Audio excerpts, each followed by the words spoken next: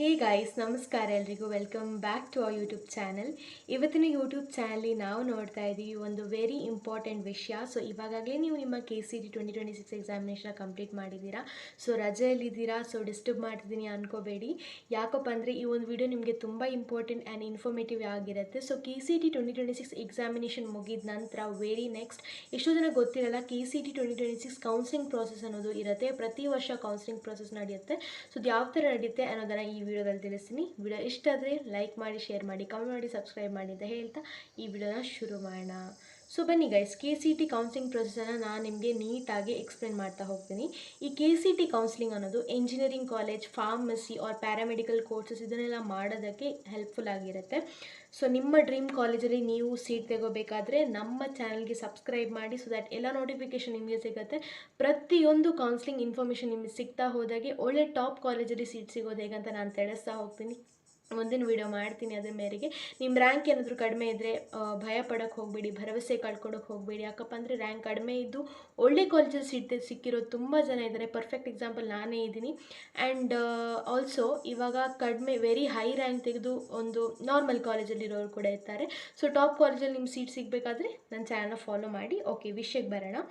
So eligibility ಏನಪ್ಪ ಅಂದರೆ second PUC pass ಆಗಿರಬೇಕು. ಇದು ಹೈದರಾಬಾದ್ ಕರ್ನಾಟಕ ಸ್ಟೂಡೆಂಟ್ಸ್ಗೂ ಕೂಡ ಅಥವಾ ರಿಸರ್ವೇಷನ್ ಪೀಪಲ್ ಕೂಡ ಇಲ್ಲಿ ಬರ್ಬೋದಾಗಿರುತ್ತೆ.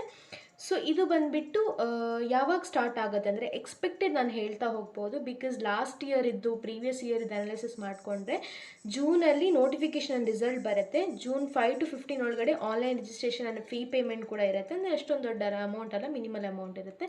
ಮೇ ಜೂನಲ್ಲಿ ಆಪ್ಷನ್ ಎಂಟ್ರಿ ಅಂತ ಇರುತ್ತೆ. ಆಮೇಲೆ ಜೂನಲ್ಲಿ ಮಾಕ್ ಅಲಾಟ್ಮೆಂಟ್ ಇರುತ್ತೆ.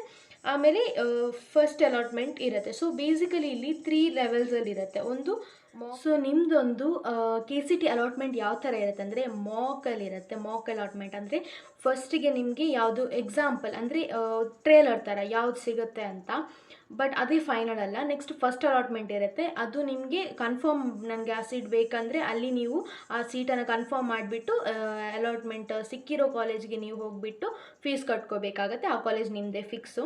ಥರ್ಡ್ ಯಾವುದಂದರೆ ಸೆಕೆಂಡ್ ರೌಂಡ್ ಅಲಾಟ್ಮೆಂಟ್ ಅಂತ ಇರುತ್ತೆ. ಆಮೇಲೆ ಫೈನಲ್ ರೌಂಡ್ ಅದು ಮಾಡಿದ್ರೆ ಮಾಡ್ತಾರೆ, ಇಲ್ಲ ಮಾಡ್ತಾರೆ ಯೂಶ್ವಲಿ ಸೆಕೆಂಡ್ ಎಕ್ಸ್ಟೆಂಡೆಡ್ ರೌಂಡ್. ಇದರಲ್ಲಿ ನೀವು ವೆಯ್ಟ್ ಮಾಡಿದಷ್ಟು ಒಳ್ಳೆ ಕಾಲೇಜ್ ನಿಮ್ಗೆ ಸಿಗುತ್ತೆ.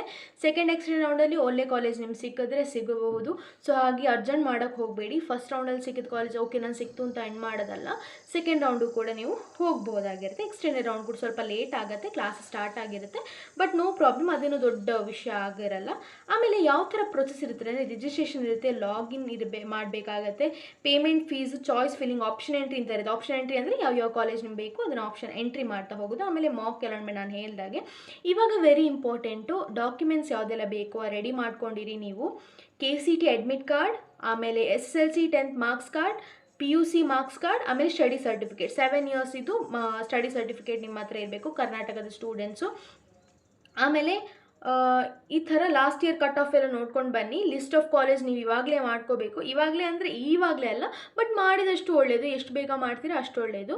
So that's all for the video informative ಆಗುತ್ತೆ ಅಂತ ಅಂದ್ಕೊಂಡಿದ್ದೀನಿ. ಕೌನ್ಸಿಲಿಂಗ್ ಪ್ರೊಸೆಸ್ ಚೆನ್ನಾಗಿ ಆಗಲಿ. ನಿಮ್ಮದು ಕೂಡ ಸ್ಟಾರ್ಟ್ ಆಗಿಲ್ಲ, ಸ್ಟಾರ್ಟ್ ಆಗಿದ ತಕ್ಷಣ ನೋಟಿಫಿಕೇಷನ್ ನಾನು ಕೊಡ್ತಾ ಹೋಗ್ತೀನಿ.